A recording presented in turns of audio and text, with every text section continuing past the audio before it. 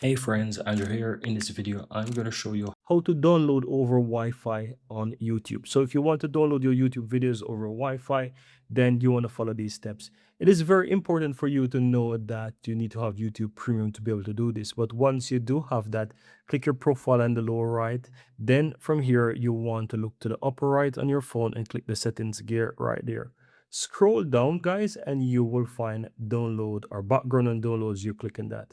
Under this section here, guys, you will see the option download over Wi-Fi only. And so once you toggle on this, you'll now only be able to download videos over Wi-Fi. So if you don't have unlimited data on your phone and you don't want to risk burning up all of your data while downloading videos from YouTube, then set this to ensure that, hey, I'm going to force my device to only download when I have Wi-Fi only. And that's what you can do. And this is how you actually set it, guys. And that's pretty much it.